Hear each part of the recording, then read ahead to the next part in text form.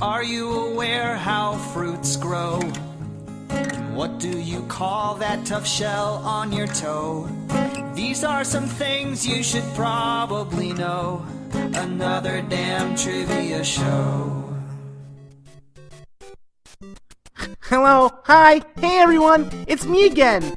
Matt was nice enough to let me introduce this episode of Another Damn Trivia Show, and I'm just tickled pink about it. I was originally going to tell you that 90 is a Harshad number, which means the sum of its digits equals a number that divides into the number itself evenly. 9 plus 0 equals 9, and 9 divides into 90, giving us 10, a whole number. Oh boy. Some other Harshad numbers are 27, 102, 153, 198, but there's lots of them. But my dad thought people might find this intro more interesting if I talked about sports. I guess a fun sports fact is that Major League Baseball bases are 90 feet apart. Look at me talking like a jock. So, tell me guys, which fact did you find more interesting? Mull it over while you listen to episode 90 of Another Damn Trivia Show on Pod Bros and the Wicked Radio Network. Before we get into the show proper, I have some people I'd like to thank. First, the fine ladies at We Were Promised Crowns, a hilarious podcast you should definitely check out. They said they'd like to mention that Jane Doe got the comic questions right, all of them. She also got 3 out of 3 on That's the Spirit, and 3 of the movie names. Now, she didn't mention how she did on the questions regarding the retired sports numbers. So I'll assume she got 5 out of 5, so that's a great score for last week's show. Well done, Jane Doe, and we're going to be hearing more from We Were Promised Crowns later in the show. You can find them at WWP Crowns over on Twitter, so go do that now. Well, not now. Finish listening to the show now, then go do that. I'd also like to thank Tia47. She tweeted me her scores and said, okay, Brundage, 0 out of 5 on the sports. Wah, wah. But 5 on That's the Spirit, 3 on Heroes, and 2 on Movies. So that was great, and it was great to get a tweet from Tia regarding her scores. Once again, it's been far too long. And of course, I have to thank Eugene for introducing the show and for both his fascinating 90s facts. That gives me an idea for a category. The 90s. But first I have to admit, I didn't know how far apart baseball bases were. Did you? I bet there's a lot of distances we just take for granted. Let's find out if that's true or not with our first category, from point A to point B. You're going to be telling me what point B is. I'll give you plenty of clues. Don't you worry. Here we go. Question 1. The shortest flight distance, so not driving distance, but the shortest distance that you can take an airplane, the shortest flight distance between point A, New York, and point B is 733 miles. Make sure to check out some improv comedy at the original Second City when you're there. What is point B? Question 2. From point A, the floor, it's 10 feet straight up to point B. Point B also happens to be 18 inches in diameter. What is point B? Question 3. From point A, the Earth, it's at least 1.6 billion miles to point B. It happens to take point B 84 years to orbit the sun, by the way. And if you listened to episode 84 of Another Damn Trivia Show, you know what this answer is already. If you didn't, shame on you. Pause this, go back, listen to episode 84, come back, listen to this show, get that question right. Question 4.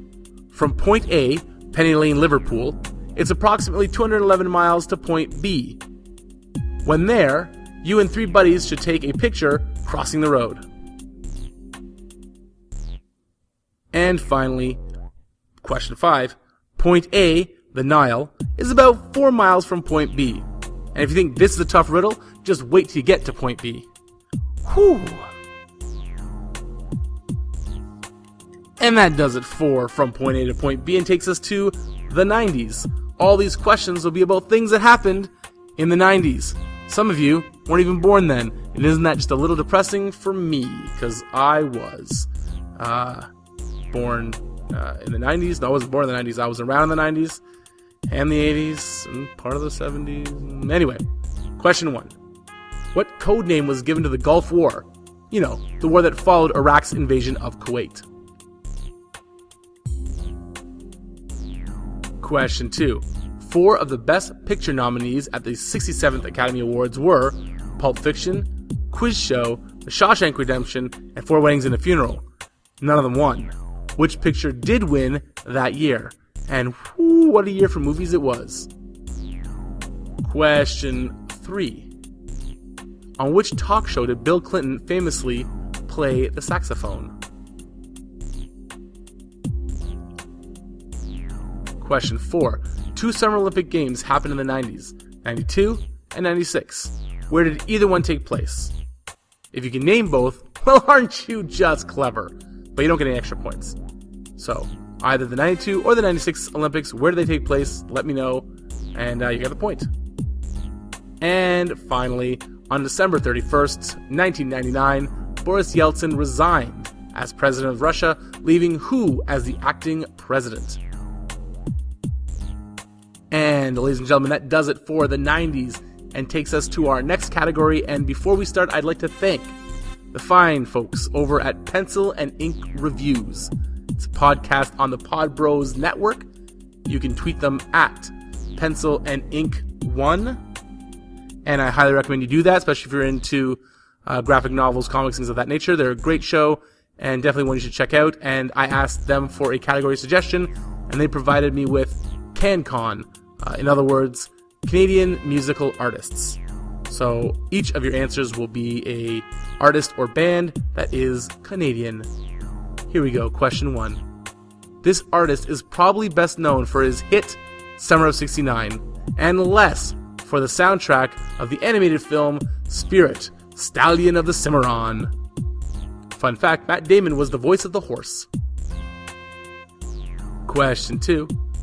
From 2002 to 2007, this singer was head over feet for fellow Canadian Ryan Reynolds. Question 3. The first studio album for this band was Gordon. Their most recent, as of June 2015 that is Grinning Streak. Who's the band? Question 4. Hey Hey You, she wants to be your girlfriend.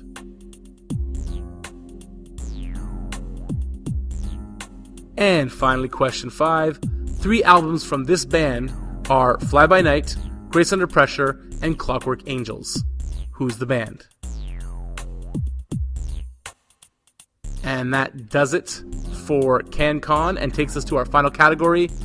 And I would like to thank the fine ladies over at We Were Promised Crowns, who, as mentioned, can be found at WWP Crowns and should be. They were the ones who suggested this category. They're a great podcast as well. They can be found on the Wicked Radio Network. Oh, look at that. Pod Bros and the Wicked Radio Network. The 2 networks this show happens to be affiliated with. They suggested the category Chick Flicks. If you don't like the name, take it up with them. That's what they called it when I asked them for a category. It's also what yielded me a list of like the 30 best chick flicks when I typed it into Google. So, yay. Although, fun fact, these are all off of the list my wife gave me as to her favorite movies in that category. I lied. 2 of them weren't on her list. 3 of them were, though. You can try to guess which ones, but again, doesn't get you any extra points. Here we go. I'm going to describe the plot. You tell me the movie. Question 1. In this flick, Ben bets he can make a woman fall in love with him in just over a week. Andy is writing an article about getting rid of a guy in just over a week. And wouldn't you know it, they meet in a bar and set their sights on each other to prove their points. Hilarity and romance ensues. Question 2. A Malibu girl proves she'll follow her ex anywhere to win him back, even to Harvard Law School. While in school, she learns more than what it'll take to pass the bar. She learns that maybe the right guy is someone unexpected. Question 3. It's a story being told about true love between a low-class boy and a high-class girl. In a twist, we learn the story is being told to that very girl, who has developed dementia in her old age, and is being told by that very boy, who is now, of course, also elderly. They die in their sleep together. How romantic. Question 4. Is she an FBI agent or a beauty pageant contestant? She's both. She's on the search for a criminal. Not only does she find one, she also finds out a bit about herself and love. And finally, this 90s gem sees Bianca at wit's end as house rules says she can't date until Sister Cat has a boyfriend. And due to Cat's abrasive attitude, it doesn't seem like that's going to happen anytime soon. What is she to do? And that's it. That's all for Chick Flicks, and that's all for all the questions. Once again, thank you to the guys at Pencil and Ink Reviews and the ladies over at We Were Promised Crowns. Let's find out how we did, shall we? We need the answers for that, so we'll get to those right after a little shameless self-promotion. If you want to get a hold of me, it's as easy as 1, 2, 3. 1. Hop on your computer or mobile device. 2. Go to Twitter. And 3. Send a message to @OBrundage, that's OH_Brundage, BRUNDAGE, or @TheRealADTS.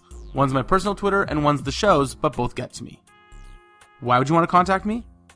You could tweet me your score so I could shout you out on the next episode. You could suggest a category you really want to hear. You could write your own category complete with the questions for me to use. Or you could leave me a comment that simply must be said. About the show would be nice, but not necessary. Now, you obviously stumbled on the show at least once, but did you know there's a lot of places on the internet to find another damn trivia show? There's iTunes, Stitcher, and TalkShoe.com. You can listen to ADTS weekly on Radio Fubar, but my personal favorite is to head over to Podbro or the Wicked Radio Network, both great sources for all your podcasting needs and wants.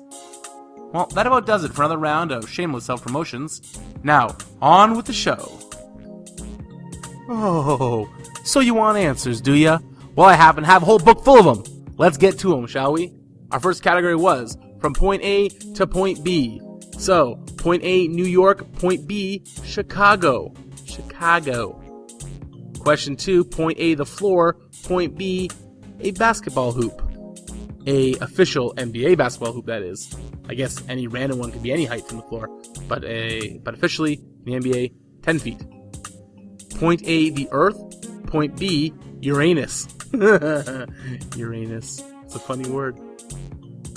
Question 4, point A, Penny Lane, Liverpool. Point B, Abbey Road Studios. And finally, point A, the Nile.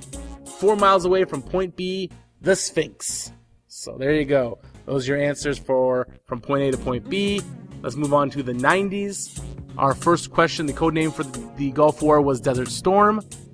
The movie that won the 67th Academy Award was Forrest Gump. Bill Clinton played his sax on the Arsenio Hall show. The 2 locations for the 90s Olympics. 92 was Barcelona, 96 was Atlanta. If you got either one of those, you get the points.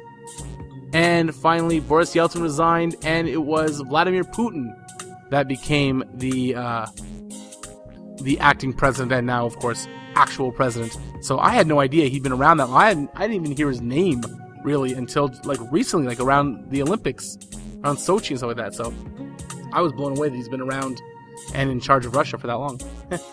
All right, we move on to CanCon. That was once again provided by the fine folks over at Pencil and Ink Reviews at Pencil and Ink 1.